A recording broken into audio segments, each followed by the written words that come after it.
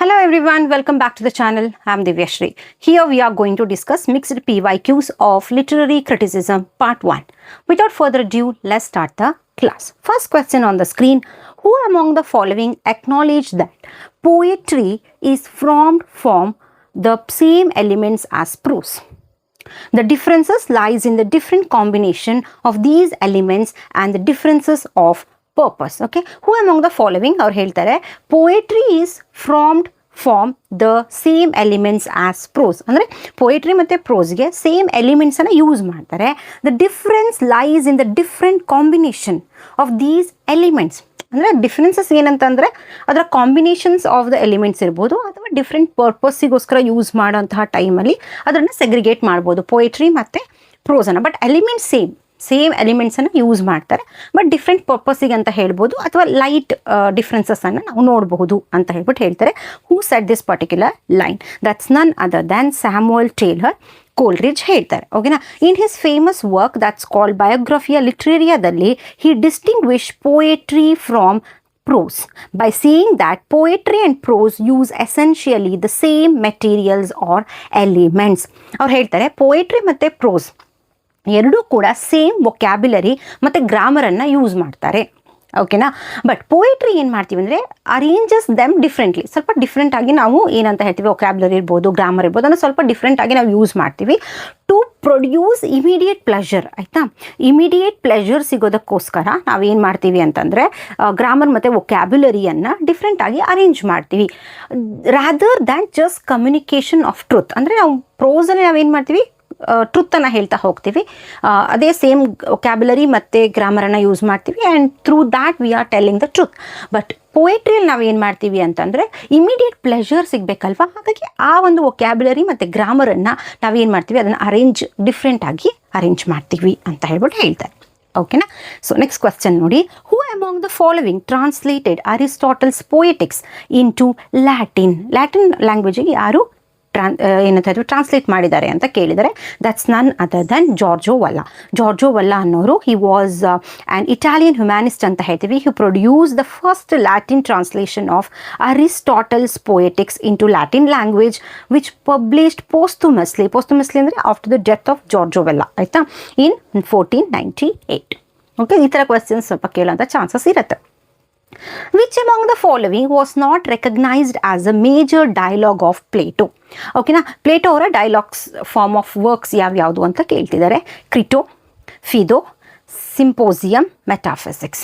ಓಕೆನಾ. Answer is Metaphysics. Not ಅಂತ ಕೇಳಿದ್ದಾರೆ. Not Metaphysics is not the dialogue of Plato, but it's a philosophical work of Aristotle ಅಂತ ಹೇಳ್ಬೋದು. ಓಕೆನಾ. Crito ಅಂತಂದರೆ it's a Plato's dialogue concerning Socrates imprisonment ಬಗ್ಗೆ ಮಾತಾಡ್ತಾರೆ and duty to obey the law. Okay.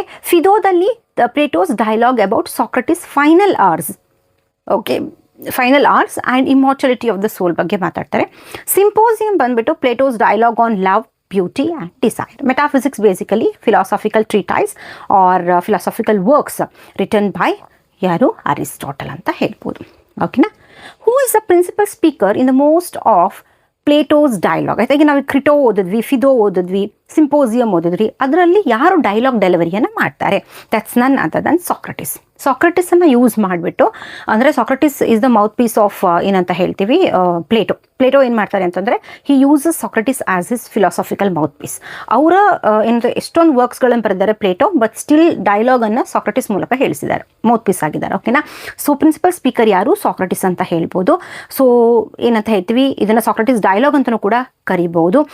ಪ್ಲೇಟೋಸ್ has written lot of works, but still he didn't deliver his dialogues or ಅವರ ಏನಂತ ಹೇಳ್ತೀವಿ ಡೈಲಾಗ್ಸನ್ನು ಏನು ಹೇಳ್ತೀವಿ ಹೇಳಲಿಲ್ಲ. ಇನ್ಸ್ಟೆಡ್ ಆಫ್ ದ್ಯಾಟ್ ಅವರ ಐಡಿಯಾಸ್ ಇರ್ಬೋದು, ಅವರ ಡೈಲಾಗ್ಸ್ ಇರ್ಬೋದು, ಅವರ ಸ್ಪೀಕಿಂಗ್ ಇರ್ಬೋದು, ಅದನ್ನು ಸಾಕ್ರಟಿಸ್ ಮೂಲಕ ಏನು ಮಾಡಿಸಿದ್ದಾರೆ, ತಿಳಿಸಿದ್ದಾರೆ. ಓಕೆನಾ. ಸೊ ಎಕ್ಸಾಂಪಲ್ ಯಾವುದು? ಅಪಾಲಜಿ ಇರ್ಬೋದು, ಕ್ರೀಟೋ ಇರ್ಬೋದು, ಫಿದೋ ಇರ್ಬೋದು, ಸಿಂಪೋಸಿಯಂ, ರಿಪಬ್ಲಿಕ್, ಇಲ್ಲೆಲ್ಲರೂ ಸ್ಪೀಕರ್ ಯಾರು? ಸಾಕ್ರಟಿಸ್ ಆಗಿದ್ದಾರೆ. ಓಕೆನಾ. ಓಕೆ, ನೆಕ್ಸ್ಟ್ ಕ್ವೆಶ್ಚನ್ ನೋಡಿ. Some of the following are text of Victorian criticism, identify them. ಓಕೆನಾ. Some of the followings are significant text of Victorian criticism. ಅಂದರೆ ವಿಕ್ಟೋರಿಯನ್ ಪೀರಿಯಡಲ್ಲಿ ಕ್ರಿಟಿಸಿಸಮಲ್ಲಿ ಯಾರ್ಯಾರು ಬರ್ತಾರೆ ಅಲ್ಲಿ ಕೇಳ್ತಿರೋದು. Identify them. Studies in the history of Renaissance from ritual to romance, Hamlet and his problems, the function of criticism in the present time, modern painters. ಓಕೆನಾ. So ಇದಕ್ಕೆ ನಾವು ಏನು ಮಾಡಬೇಕು ಅಂದರೆ, if you don't know the answer, elimination ಟೆಕ್ನಿಕ್ಸನ್ನು use ಮಾಡಬೇಕು. First ನೋಡಿ, Hamlet and his problem ಯಾರು ಬರೆದಿರೋದು? ಟಿ.ಎಸ್. ಇಲಿಯಟ್ ಬರೆದಿರೋದು. ಕರೆಕ್ಟ್ ಅಲ್ವಾ? T S. Eliot belongs to which age? Basically modern ಏಜ್ಗೆ ಬಿಲಾಂಗ್ ಆಗಿದ್ದಾರೆ, ಸರಿನಾ. ಸೊ ಮಾಡರ್ನ್ ಏಜಿಗೆ ಆದಮೇಲೆ ಸಿನ ನಾವೇನು ಮಾಡಿ ಡೈರೆಕ್ಟಾಗಿ ಎಲಿಮಿನೇಟ್ ಮಾಡೋಣ. ಸೊ ಎ ಮತ್ತು ಸಿ ಡೈರೆಕ್ಟಾಗಿ ನಾವು ಎಲಿಮಿನೇಟ್ ಮಾಡ್ಬೋದು. ಇಲ್ಲಿಗೆ 50-50 ಸಿಗುತ್ತೆ ಬಿ ಮತ್ತು ಡಿ ಅಲ್ಲಿ. ಓಕೆನಾ. ನೆಕ್ಸ್ಟ್ ನೋಡಿ, function of criticism in the present time ಯಾರು ಬರೆದಿರೋದು? ಅರ್ನಾಲ್ಡ್ ಬರೆದಿರೋದು. ಕರೆಕ್ಟಾ? Matthew Arnold. ಇವರು ಯಾವ್ದು ಬರ್ತಾರೆ? ವಿಕ್ಟೋರಿಯನ್ ಪೀರಿಯಡ್, ವಿಕ್ಟೋರಿಯನ್ ಕ್ರಿಟಿಕ್ ಅಂತ ಹೇಳ್ಬೋದು, ಸರಿನಾ. D correct. ಡಿ ಎಲ್ಲೆಲ್ಲಿದೆ? 2 ಆಪ್ಷನ್ಸಲ್ಲೂ ಇದೆ. ಓಕೆ. ಮಾಡರ್ನ್ ಪೇಂಟರ್ಸ್ ಯಾರು ಬರೆದಿರೋದು? ಜಾನ್ ರಸ್ಕಿನ್ ಬರೆದಿರೋಂಥದ್ದು ಅಲ್ವಾ. John Ruskin belongs to Victorian critics ಅಂತ ಹೇಳ್ಬೋದು, ವಿಕ್ಟೋರಿಯನ್ ಪೀರಿಯಡ್ಸ್ ಅಂತಲೂ ಹೇಳ್ಬೋದು. ಸೊ ಈ ಎಲ್ಲೆಲ್ಲಿದೆ? 2ರಲ್ಲೂ ಇದೆ. ಸೊ ಹಾಗಾಗಿ ಎ ಮತ್ತು ಬಿ ಅಲ್ಲಿ ನಿಮಗೆ ಏನು ಆಪ್ಷನ್ಸಲ್ಲಿ ನಿಮ್ಗೆ ಸಿಗುತ್ತೆ. ಓಕೆನಾ. Studies in the history of Renaissance ಯಾರು ಬರೆದಿರೋದು? Walter Pater. Walter Pater belongs to Victorian criticism. ಓಕೆನಾ. ಸೊ ಹಾಗಾಗಿ ಆನ್ಸರ್ ಬಂದ್ಬಿಟ್ಟು ADE are the correct answer. But B ಇದೆಯಲ್ಲ, ಫ್ರಮ್ ರಿಚುವಲ್ ಟು ರೊಮ್ಯಾನ್ಸ್ ಬರೆದಿದ್ಯಾರು? Jessie L Weston. Okay. He belongs to modern period ಅಂತ ಹೇಳ್ಬೋದು, modern critic ಅಂತಲೂ ಕೂಡ ಹೇಳ್ಬೋದು. ಆನ್ಸರ್ ಬಂದ್ಬಿಟ್ಟು ADE. ಎಲಿಮಿನೇಷನ್ ಟೆಕ್ನಿಕ್ಸನ್ನು ಯೂಸ್ ಮಾಡಬೇಕು. ಆ್ಯಂಡ್ ಯು ಮಸ್ಟ್ ನೋ ಯಾವ್ಯಾವ ರೈಟರ್ಸ್ ಯಾವ ಏಜ್ಗೆ ಬಿಲಾಂಗ್ ಆಗಿದ್ದಾರೆ ಅನ್ನೋದು ಕೂಡ ಗೊತ್ತಿರಬೇಕು. ಆವಾಗ ನಮ್ಗೆ ಈಸಿಯಾಗಿ ಏನು ಮಾಡ್ಬೋದು? ಎಲಿಮಿನೇಷನ್ ಟೆಕ್ನಿಕ್ಸನ್ನು ಯೂಸ್ ಮಾಡ್ಬೋದು. The Greek word for arrogance or pride is basically hubris. Hubris ಅಂತಂದ್ರೇನು? ಬೇಸಿಕಲಿ ಗ್ರೀಕ್ ವರ್ಡ್ ಅದು, ವಿಚ್ ಮೀನ್ಸ್ ಎಕ್ಸೆಸಿವ್ ಪ್ರೈಡ್ ಅಥವಾ ಅರೋಗೆನ್ಸ್ ಅಥವಾ ಸೆಲ್ಫ್ ಕಾನ್ಫಿಡೆನ್ಸ್. ಇದ್ರ ಮೂಲಕ ಏನಾಗುತ್ತೆ ಅಂದರೆ excessive pride, excessive self confidence, excessive arrogance ಇದ್ದರೆ ಇದರಿಂದ ಏನು ಮಾಡ್ತಾರೆ? ಒಬ್ಬ ಮನುಷ್ಯ ಏನು ಮಾಡ್ತಾನೆ ಅಂದರೆ, ಹಿ ಚಾಲೆಂಜಸ್ ದ ಗಾಡ್. ಆಯಿತಾ? ಡೈರೆಕ್ಟ್ ಚಾಲೆಂಜ್ ಮಾಡ್ತಾರೆ ಗಾಡನ್ನು ಅಥವಾ ಮಾರಲ್ ಆರ್ಡರನ್ನು ಚಾಲೆಂಜ್ ಮಾಡ್ತಾರೆ. ಕೆಥಾರ್ಸಿಸ್ ಅಂದ್ರೆ ಪ್ಯೂರಿಫಿಕೇಶನ್ ಅಥವಾ ಪರ್ಗೇಷನ್ ಅಂತ ಹೇಳ್ತೀವಿ, ರಿಲೀಸ್ ಆಫ್ ಇಮೋಷನ್ಸ್. ಹ್ಯೂಬ್ರಿಸ್ ಅಂದರೆ ಎಕ್ಸೆಸಿವ್ ಪ್ರೈಡ್ ಅಥವಾ ಅರೋಗೆನ್ಸ್. ಡಿನೌನ್ಸ್ಮೆಂಟ್ ಅಂದ್ರೆ final resolution of a plot. Anagnorisis ಅಂದರೆ recognition or discovery of truth. You must know, ಆಯ್ತಾ? ಕೆಲವೊಂದ್ಸರಿ ಮ್ಯಾಚ್ ದ ಫಾಲೋವಿಂಗ್ಸ್ ಅಲ್ಲಿ ಕೇಳಿದ್ದಾರೆ. ಓಕೆನಾ. Next, the spider and the bee episode occurs in. The spider and the bee episode occurs in battles of the book written by Jonathan Swift. ಆಯಿತಾ? ಈ ಒಂದು particular ವರ್ಕ್ಸಲ್ಲಿ ನಾವು ನೋಡ್ಬೋದು, which was published in the year 1704 ಅಲ್ಲಿ publish ಆಗುತ್ತೆ. Okay. ಯಾರು ಬರೆದಿದ್ದು? Jonathan Swift. ಇದು literal physical war inside the king's library ಅಲ್ವಾ. ಈ ಕ್ವಶನ್ಸನ್ನು ಕೇಳಿದ್ದಾರೆ, ಎಲ್ಲಿ ನಡೆದಿರೋಂಥದ್ದು ಈ ಒಂದು ವಾರ್ ಅಂತ ಹೇಳ್ಬಿಟ್ಟು. ಸೊ ಯಾವುದು? ಕಿಂಗ್ಸ್ ಲೈಬ್ರರಿಲೇ ನಡೆಯುತ್ತೆ. ಈ ಒಂದು ಪರ್ಟಿಕ್ಯುಲರ್ ವರ್ಕಲ್ಲಿ ಒಂದು ಫೇಬಲ್ ಸ್ಟೋರಿಯನ್ನು ನೋಡ್ಬೋದು, ಅದು ಸ್ಪೈಡರ್ ಮತ್ತು bee story. Spider represents moderns ಅಂತ ಹೇಳ್ಬೋದು, ಮಾಡರ್ನ್ ರೈಟರ್ಸ್ ಬಗ್ಗೆ ಹೇಳ್ತಾರೆ, who spins ideas out of their own empty ego ಅಲ್ವಾ. ಸ್ಪೈಡರ್ ಏನು ಮಾಡುತ್ತೆ? ವೆಬ್ಗಳನ್ನು ಕ್ರಿಯೇಟ್ ಮಾಡುತ್ತವ. ಈ ವೆಬ್ಗಳ ಒಳಗಡೆನೆ ಏನಂತ ಹೇಳ್ತೀವಿ, ಈ ಮಾಡರ್ನ್ ರೈಟರ್ಸ್ಗಳು ಅವ್ರ ಐಡಿಯಾಸ್ಗಳು ಈ ವೆಬ್ ಥರ ಸ್ಪಿನ್ ಆಗ್ತಾನೇ ಇರ್ತಾರೆ. ಆ್ಯಂಡ್ ಅದರಲ್ಲಿ ತುಂಬ ಈಗೋ ಇರುತ್ತೆ. ಈ ಒಂದು ರೈಟರ್ಸ್ಗಳಿಗೆ, ಮಾಡರ್ನ್ ರೈಟರ್ಸ್ಗಳಿಗೆ ತುಂಬ ಈಗೋ ಇರುತ್ತೆ. ಹಾಗಾಗಿ ಅದೇ ಒಂದು ವೆಬ್ಬಲ್ಲಿ ಏನಾಗಿರ್ತಿರ್ತಾರೆ, ಟರ್ನ್ ಆಗ್ತಾ ಇರ್ತಾರೆ. ಆ್ಯಂಡ್ ಫೈನಲಿ ಅದರಲ್ಲೇ ಸ್ಪಿನ್ ಆಗಿ ಅಲ್ಲೇ ಅವರ ಡೆತ್ ಆಗುತ್ತೆ ಅಲ್ವಾ. ಸ್ಪೈಡರ್ ಹಾಗೆ ಅಲ್ವಾ. ಸೊ ಸೇಮ್ ಅವ್ರು ಹೇಳ್ತಾರೆ, ಮಾಡರ್ನ್ಸ್ ಅನ್ನೋಂಥದ್ದೇನು, who spins ideas out of their own empty ego. But bee ಹಾಗಲ್ಲ, ರೆಪ್ರೆಸೆಂಟ್ ಏನ್ಷಿಯಂಟ್ ರೈಟರ್ ಬಗ್ಗೆ ಹೇಳ್ತಾರೆ, who gather sweets and useful nectar from the whole world ಅಂತ ಹೇಳ್ತಾರೆ. ಅಂದರೆ ಅವ್ರು ಹೇಳ್ತಾರೆ, ಇವ್ರನ್ನ ಏನ್ಷಿಯನ್ಸ್ಗಳು ಏನಂದರೆ ಅವರು ಸ್ವೀಟ್ಸ್ಗಳನ್ನ, ಲೈಕ್ ಬಿಗಳೇನು ಮಾಡ್ತವೆ? ಸ್ವೀಟ್ಸ್ಗಳನ್ನು ಕಲೆಕ್ಟ್ ಮಾಡ್ತವೆ, ಯೂಸ್ಫುಲ್ ನೆಕ್ಟರನ್ನು ಫಾರ್ಮ್ ಮಾಡುತ್ತೆ ಅಲ್ವಾ. ಸೊ ಇದನ್ನು ನಾವೇನಂತ ಹೇಳ್ತೀವಿ? ಸ್ಪೈಡರ್ ಆ್ಯಂಡ್ ಬಿ ಅನ್ನೋಂಥ ಒಂದು ಎಪಿಸೋಡ್ ಎಲ್ಲಿ ಬರುತ್ತೆ? ಬೇಸಿಕಲಿ ಬ್ಯಾಟಲ್ ಆಫ್ ದ ಬುಕ್ಸಲ್ಲಿ ಬರುತ್ತೆ. ಓಕೆನಾ. Which of the following plays of Shakespeare according to T.S. Eliot is artistic failure? It's most repeated question. ಎಲ್ಲ ಸೆಟ್ ಕ್ವಶನ್ಸ್ ಇರ್ಬೋದು, ನೆಟ್ ಕ್ವಶನ್ಸಲ್ಲಿ ಬಂದೇ ಬರುತ್ತೆ. That's none other than Hamlet. T.S. Eliot ಅವರ essay Hamlet and his problem ಅಲ್ಲಿ he talks about Hamlet. He calls Hamlet as an artistic failure ಅಂತ ಹೇಳ್ತಾರೆ. He argues that Shakespeare fail to find adequate objective ಕೋರಿಲೇಟಿವ್. Objective ಕೋರಿಲೇಟಿವ್ ಅಂತಂದ್ರೂ set of objects ಇರ್ಬೋದು, situations ಇರ್ಬೋದು, ಅಥವಾ events ಇರ್ಬೋದು, capable of expressing ಹ್ಯಾಮ್ಲೆಟ್ಸ್ overwhelming emotions. ಅಂದರೆ ಇವ್ರು ಹೇಳ್ತಾರೆ, ಆ್ಯಕ್ಚುಲಿ ಇನ್ ಹ್ಯಾಮ್ಲೆಟಲ್ಲಿ ಒಂದು ಏನಂದರೆ, ಒಂದು ಇಮೋಷನನ್ನು ಎಕ್ಸ್ಪ್ರೆಸ್ ಮಾಡೋದಕ್ಕೆ ಒಂದು ಆಬ್ಜೆಕ್ಟ್ ಇರಬೇಕು, ಇಲ್ಲ ಸಿಚುವೇಶನ್ಸ್ ಇರಬೇಕು, ಅಥವಾ ಇವೆಂಟ್ಸ್ ಇರಬೇಕು. ಥ್ರೂ ದ್ಯಾಟ್ ನಾವೇನು ಮಾಡ್ಬೋದು? ಇಮೋಷನನ್ನು ಎಕ್ಸ್ಪ್ರೆಸ್ ಮಾಡ್ಬೋದು. ಬಟ್ ಹ್ಯಾಮ್ಲೆಟಲ್ಲಿ ಇದು ತುಂಬ ಲ್ಯಾಕ್ ಇದೆ, ಇಲ್ಲ ಅಂತ ಹೇಳ್ತಾರೆ. ಆ ಥರ ಆಬ್ಜೆಕ್ಟ್ಸ್ ಇರ್ಬೋದು, ಸಿಚುವೇಶನ್ಸ್, ಇವೆಂಟ್ಸ್, ಇವೆಲ್ಲ ಏನು ಇಮೋಷನ್ ಕ್ರಿಯೇಟ್ ಮಾಡೋಂಥ ಎಲಿಮೆಂಟ್ಸ್ ಇಲ್ಲ. ಹಾಗಾಗಿ T.S. Eliot ಹೇಳ್ತಾರೆ, Hamlet is basically artistic failure ಅಂತ ಹೇಳ್ತಾರೆ. ಸೊ ಈ ಒಂದು ವರ್ಕಲ್ಲಿ ಆಬ್ಜೆಕ್ಟಿವ್ ಕೋರಿಲೇಟಿವ್ ಅನ್ನೋಂಥ ಕಾನ್ಸೆಪ್ಟನ್ನು ಡೆವಲಪ್ ಮಾಡ್ತಾರೆ ಯಾರು? T.S. Eliot. Very important. ಆಯಿತಾ? What according to Aristotle are two emotions that tragedy arouses in the audience? ಯಾವುದು ಪಿಟಿ ಆ್ಯಂಡ್ ಫಿಯರ್ ಅಲ್ವಾ. ಪಿಟಿ ಆ್ಯಂಡ್ ಫಿಯರ್ ಅನ್ನೋದು ಟೂ ಇಮೋಷನ್ಸ್ ಏನಾಗಬೇಕು, ಏನು ಕ್ರಿಯೇಟ್ ಆಗಬೇಕು in the audience while watching ಟ್ರಾಜಡಿ ಅಂತ ಹೇಳ್ತಾರೆ.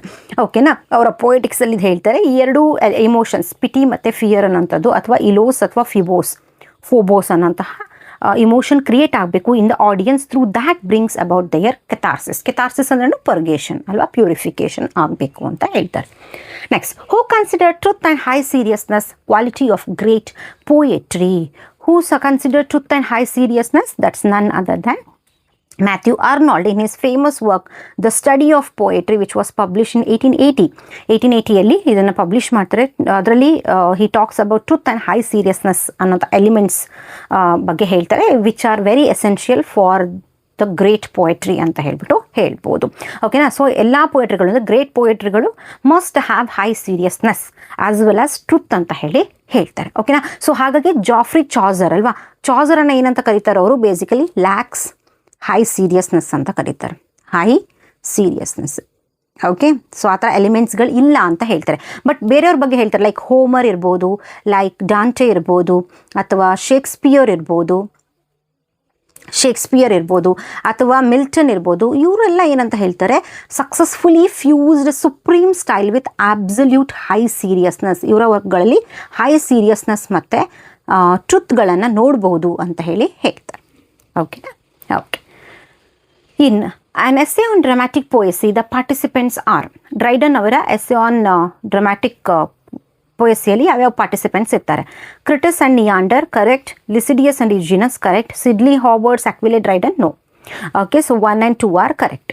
ಓಕೆನಾ, ಸೊ ಇಲ್ಲಿ ಆ್ಯಕ್ಚುಲಿ ಜಾನ್ ಡ್ರೈಡನ್ ಅವರ essay on dramatic which was dramatic poesy which was published in the year 1668ಅಲ್ಲಿ 4 ಪಾರ್ಟಿಸಿಪೆಂಟ್ಸನ್ನು ನಾವು ನೋಡ್ಬೋದು ಈ ಡಿಬೇಟಲ್ಲಿ. ಯಾರ್ಯಾರು? ಒಂದು ಕ್ರಿಟಿಸ್ ರೆಪ್ರೆಸೆಂಟ್ ನಿಯೋ ಕ್ಲಾಸಿಕಲ್ ಅಥವಾ ಏನ್ಷಿಯಂಟ್ ಪೊಸಿಷನ್.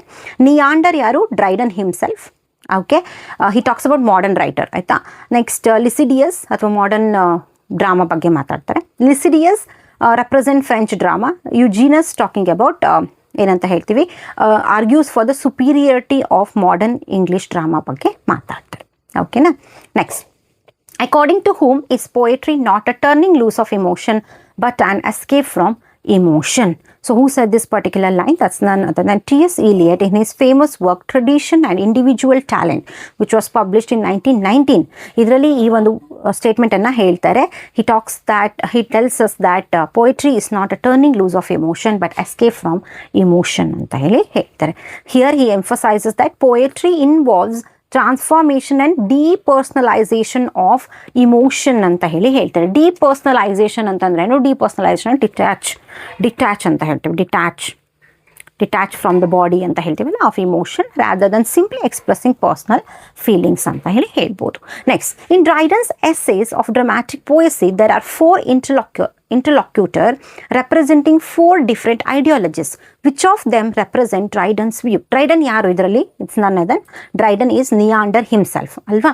ಸೊ ಇಲ್ಲಿ ಏನು ಹೇಳ್ತೀವಿ, ಬೇಸಿಕಲಿ ಕ್ರಿಟಿಕ್ಸ್ ಟಾಕ್ಸ್ ಅಬೌಟ್, ನಾ ಹೇಳಿದೆ ಏನ್ಷಿಯಂಟ್ ಮತ್ತು ಕ್ಲಾಸಿಕಲ್ ಡ್ರಾಮಾ ಬಗ್ಗೆ ಹೇಳ್ತಾರೆ. Eugenius talking about he defend modern against ancient. Okay, next, Lycidius argues in favor of French drama and its role. Neander represent Dryden himself and defend English drama, especially Shakespeare ಬಗ್ಗೆ ಮಾತಾಡ್ತಾರೆ ಇವರು. ಓಕೆನಾ, okay. Why does Walter Benjamin write Kafka is the figure of failure? Choose the incorrect answer. Okay, Walter Benjamin ಹೇಳ್ತಾರೆ Kafka is the figure of failure. What do you mean by that? Franz Kafka ಬಗ್ಗೆ ಹೇಳ್ತಾರೆ, he is basically the figure of failure ಅಂತ ಕರೀತಾರೆ. Choose the incorrect answer. First ನೋಡಿ, Kafka explores theme of alienation and absurdity. Correct, Kafka's ಅವರ Metamorphosis ಇರ್ಬೋದು ಅಲ್ವಾ. ಆ ವರ್ಕ್ಗಳಲ್ಲಿ ಏನು ಹೇಳ್ತಾರೆ, ಟಾಕಿಂಗ್ ಅಬೌಟ್ ಅಬ್ಸರ್ಡಿಟಿ ಬಗ್ಗೆ ಮಾತಾಡ್ತಾರೆ, ಅಂದರೆ ಮೀನಿಂಗ್ಲೆಸ್ನೆಸ್ ಬಗ್ಗೆ ಮಾತಾಡ್ತಾರೆ, ಏಲಿಯನೇಷನ್ ಬಗ್ಗೆ ಮಾತಾಡ್ತಾರೆ. Correct. Kafka reflects difficulties and challenges of modern life. ಹೌದು, ಆ್ಯಕ್ಚುಲಿ ಅಬ್ಸರ್ಡ್ ಅಂದರೆ ಈ ಮಾಡರ್ನ್ ಏಜ್ಗಳಲ್ಲಿ ಜನರಿಗೆ ಅಂದರೆ ಫೇಸ್ ಮಾಡೋಕ್ಕಾಗಲ್ಲ, ಮಾಡರ್ನ್ ಲೈಫನ್ನು ಫೇಸ್ ಮಾಡೋದಕ್ಕೆ ತುಂಬ ಕಷ್ಟ ಆಗುತ್ತೆ. ಅದು ಕರೆಕ್ಟ್ ಅಲ್ವಾ. ತುಂಬ ಅಂದರೆ ಮೀನಿಂಗ್ಲೆಸ್ನೆಸ್ ಜೀವನಗಳನ್ನು ನಡೆಸ್ತಾ ಇದ್ದಾರೆ ಮಾಡರ್ನ್ ಪೀರಿಯಡಲ್ಲಿ. That's correct. Kafka's reflects the anxieties and sense of disorientation. Correct. Anxieties ಇರ್ಬೋದು, ಸೆನ್ಸ್ ಆಫ್ ಡಿಸ್ಓರಿಯಂಟೇಷನ್ ಬಗ್ಗೆ ಮಾತಾಡ್ತಾರೆ.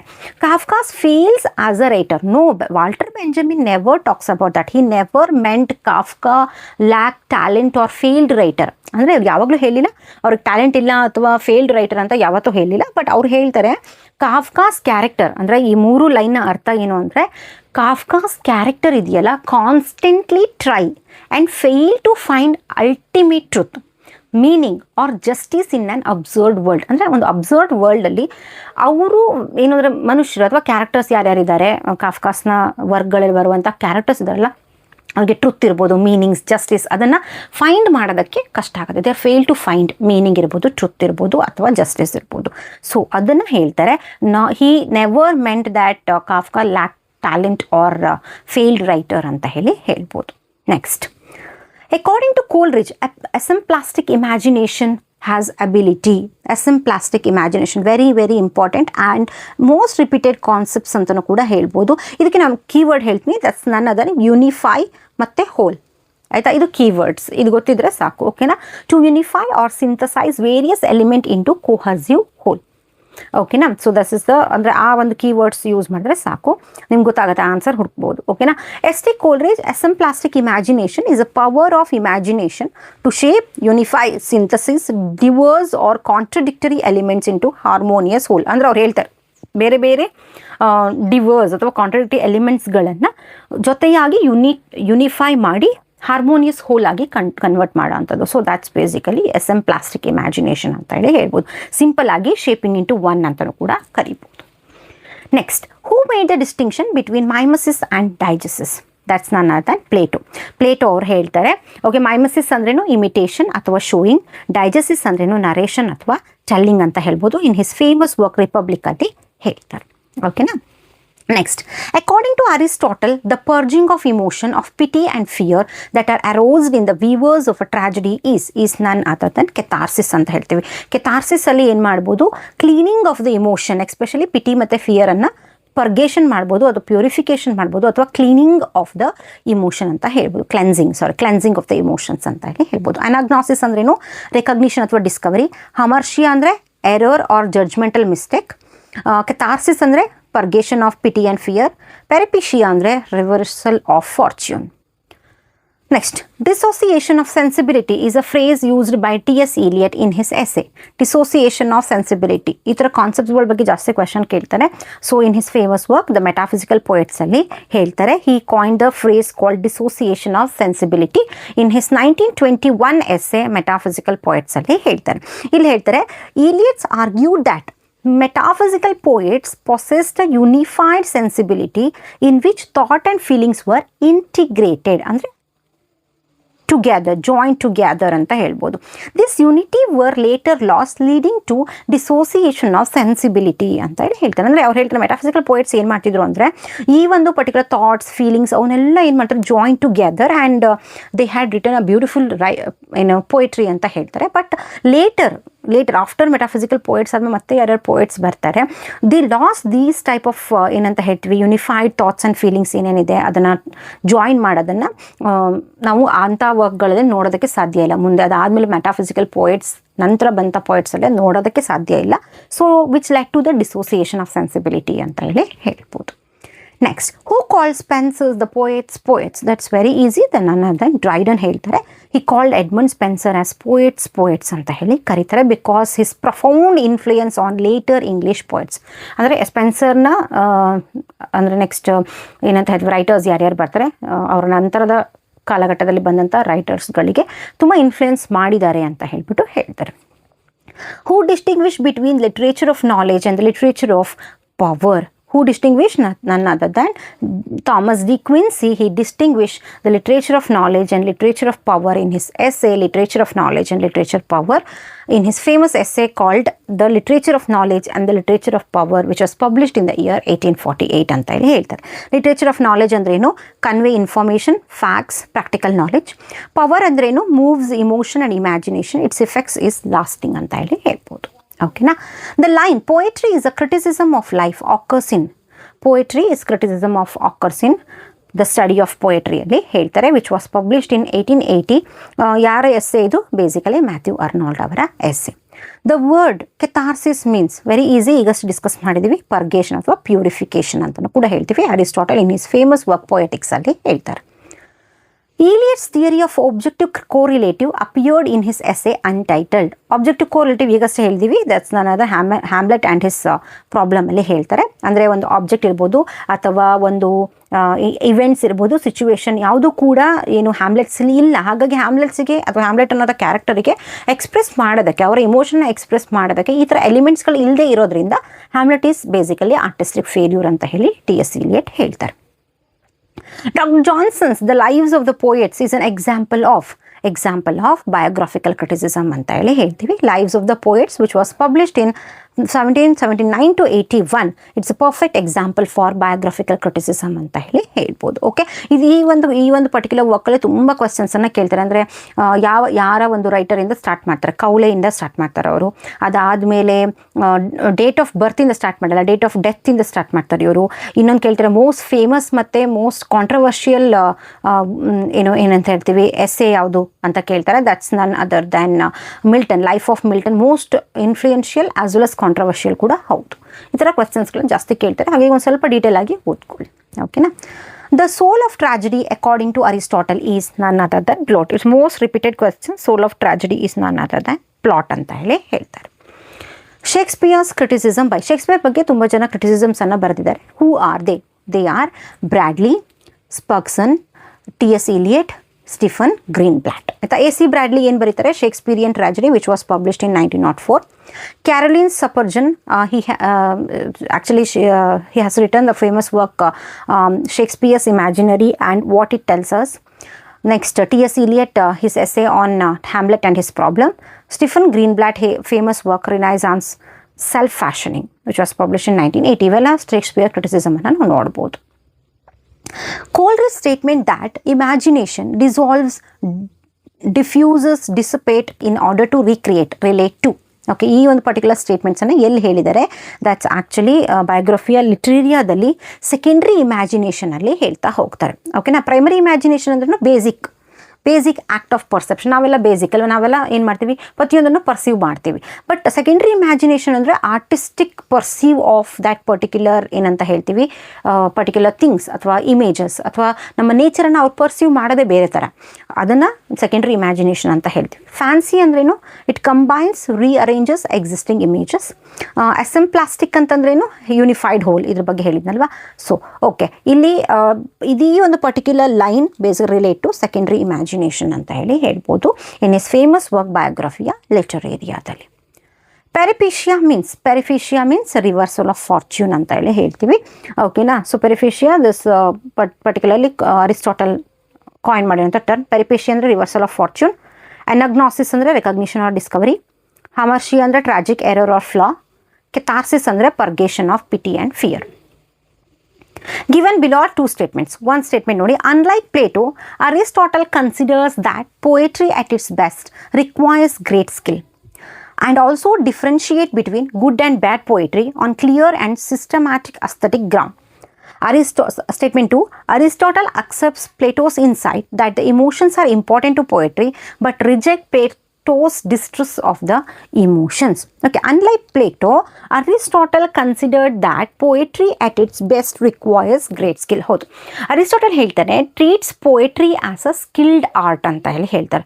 ಸ್ಕಿಲ್ಡ್ ಆರ್ಟ್ ಅಂದ್ರೇನು? ಟೆಕ್ನಿ ಅಂತ ಹೇಳ್ತಾರೆ. ಆಯಿತಾ. ಪೋಯಟ್ರಿ ಅನ್ನೋದು ಸ್ಕಿಲ್ಡ್ ಆರ್ಟ್ ಅಂತ ಹೇಳ್ತಾರೆ. And it provide systematic criteria for judge good and bad poetry. ಆಯಿತಾ. ಅಂದರೆ ಅದರಲ್ಲೇ ಒಂದು ಕ್ರೈಟೀರಿಯಾ ಇರುತ್ತೆ, ಗುಡ್ ಪೋಯಟ್ರಿ, ಬ್ಯಾಡ್ ಪೋಯಟ್ರಿ ಅಂತ ಹೇಳ್ಬಿಟ್ಟು ನಾವು through that we can judge. ಓಕೆನಾ. ಸೊ ಹಾಗಾಗಿ statement 1 is correct. But Plato ಇದ್ರ ಬಗ್ಗೆ ಹೇಳಲ್ಲ. ಸೊ ಅರಿಸ್ಟಾಟಲ್ ಹೇಳ್ತಾರೆ ಪೋಯಟ್ರಿ ಅನ್ನೋದು skilled art, through that we can judge good or bad poetry. ಆಯಿತಾ. ಸೆಕೆಂಡ್ ನೋಡಿ, Aristotle accepts Plato's insight that the emotions are important to poetry. Correct, Aristotle ಹೇಳ್ತಾರೆ ಹೌದು, Plato ಹೇಳಿದಾಗೆ emotion plays an very important role in poetry, especially ಟ್ರಾಜಿಡಿಯಲ್ಲಿ. ಆಯಿತಾ. But Plato ಏನು ಮಾಡ್ತಾರೆ, he rejects distress of the emotions. ಅವ್ರು ಹೇಳ್ತಾರೆ no, he didn't distress emotional response. Okay, ಅವ್ರು ಹೇಳ್ತಾರೆ through catharsis the emotion of pity and ಫಿಯರನ್ನು create ಮಾಡಬೇಕು. ಯಾರಲ್ಲಿ? ಆಡಿಯನ್ಸಲ್ಲಿ ಅಂತ ಹೇಳಿ ಹೇಳ್ತಾರೆ. ಸೊ ಹಾಗಾಗಿ both statement 1 and 2 are true. ಓಕೆನಾ. ಓಕೆ, ನೆಕ್ಸ್ಟ್ ನೋಡಿ, arrange the chronological sequence in which the following works of T S Eliot were first published. ಇದು ಅರೇಂಜ್ ಮಾಡಬೇಕು ಟಿ ಎಸ್ ಇಲಿಯಟ್ ಅವರ ವರ್ಕನ್ನು. ಓಕೆನಾ. The sacred wood published in, you must know the publication date, then only you can arrange this. Aita. Sacred Wood published in 1920. Notes toward the definition of culture, basically published in the year 1948. The Metaphysical Poets, which was published in 1921. Functions of Criticism, which was published in 1923. And the Uses of Poetry and the Uses of Criticism, which was published in 1933. So answer banbitu A, C, D, E, B. Okay. A, C, D, E, B. A, C, D, E, B. C is the correct answer. Okay. Okay. This is my Telegram channel. Feel free to join this channel. Okay. It's a part 1. So, ಈ ಥರ ಒಂದು part ನೋಡೋಣ, ಇಷ್ಟು part 5 ತನಕ ಮಾಡಬೇಕು ಅಂತ ಅಂದ್ಕೊಂಡಿದ್ದೀನಿ. ಇದು ಸ್ವಲ್ಪ ಈಸಿ ಟು ಮಾಡ್ರೇಟ್ ಕ್ವೆಶನ್ ತೊಗೊಂಡ್ಬಂದಿದ್ದೀನಿ. ಓಕೆನಾ. ಸೊ ನೆಕ್ಸ್ಟು ಡಿಫಿಕಲ್ಟ್ ಕ್ವೆಶನ್ಸನ್ನು ಮತ್ತೆ ತೊಗೊಂಡು ಬಂದು ಡಿಸ್ಕಸ್ ಮಾಡ್ತೀನಿ. ಸೊ ಒಂದು ಟೋಟಲ್ ಪಾರ್ಟ್ 5 ತನಕ ಮಾಡಿ ಅಷ್ಟನ್ನು ಕಂಪ್ಲೀಟ್ ಮಾಡೋಣ ಲಿಟರರಿ ಕ್ರಿಟಿಸಿಸಮ್. ಬಿಕಾಸ್ ಲೆಸನ್ ಮಾಡೋದಕ್ಕಾಗಲ್ಲ, ತುಂಬ ಲಿಮಿಟೆಡ್ ಟೈಮ್ ಇದೆ, 1 ಮಂತ್ ಅಷ್ಟೇ ಇರೋದು ಎಕ್ಸಾಮ್ಸಿಗೆ. ಸೊ ಹಾಗಾಗಿ ನಾವು ಥ್ರೂ MCQs ಮೂಲಕ ಇದನ್ನು ಸಾಲ್ವ್ ಮಾಡೋಣ. ಓಕೆನಾ. What you have to do, like ಮಾಡಿ, ಶೇರ್ ಮಾಡಿ, and comment ಮಾಡಿ how is the class. Okay, then subscribe ಮಾಡಿ. ಓಕೆನಾ. ಓಕೆ, ನೆಕ್ಸ್ಟ್ ಪಾರ್ಟ್ 2 ಜೊತೆ ಲಿಟರರಿ ಕ್ರಿಟಿಸಿಸಮ್ನ ಪಾರ್ಟ್ 2 ಜೊತೆ ಮತ್ತೆ ಭೇಟಿ ಆಗ್ತೀನಿ. ಅಂಟಿಲ್ ದನ್ ಟೇಕ್ ಕೇರ್, ಬಾಯ್ ಬಾಯ್.